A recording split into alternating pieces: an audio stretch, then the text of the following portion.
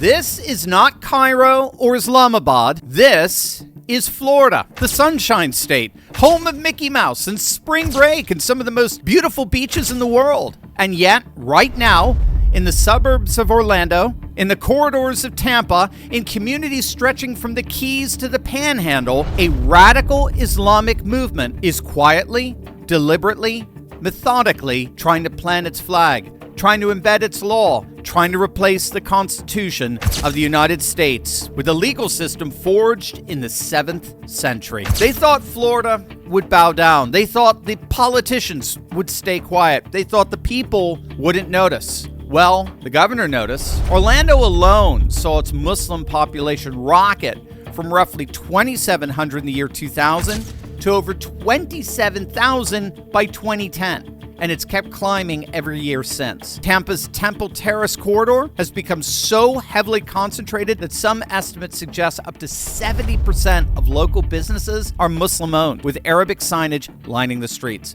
A former University of Florida student was convicted of attempting to provide material support for ISIS after trying to slip illegally into Syria. An Orlando man was sentenced to 6 years in federal prison for lying to the FBI in connection with an ISIS investigation. A man who reportedly said on record, quote, "If Islam is terrorism, then oh God, give me more of this terrorism until the day I die." Florida brothers Rais and Sharia Kazi were arrested for conspiring to use a weapon of mass destruction in a planned New York City attack described by the FBI as Al-Qaeda inspired. This is not a theoretical threat. This is a documented, prosecuted, and sentenced threat. And as that population grows and as pro-Muslim organizations like CARE embed themselves deeper into the civic and legal infrastructure of the state, the question of whose law governs Florida becomes not academic but existential. Governor Ron DeSantis saw it. The Florida legislature saw it. And on April 5th, they answered the question decisively. That answer was HB 1471, and it's bigger than even the headlines are letting on. The bill has two main pillars. First, it prohibits Florida courts, judges, and government agencies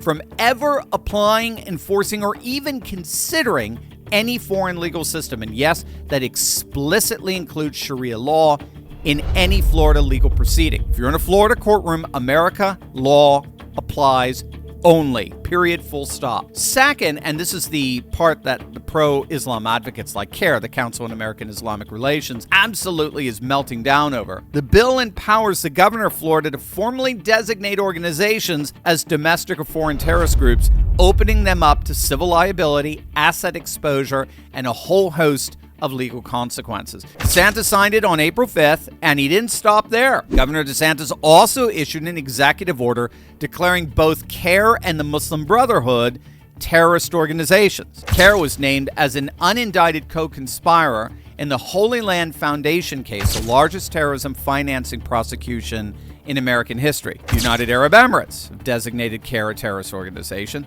The FBI severed its formal ties with CARE over a decade ago, and yet for years, the political and media establishment have treated CARE as a legitimate civil rights organization, a respectable voice, a seat at the table, a phone call away from a White House meeting. Florida just changed that calculus permanently.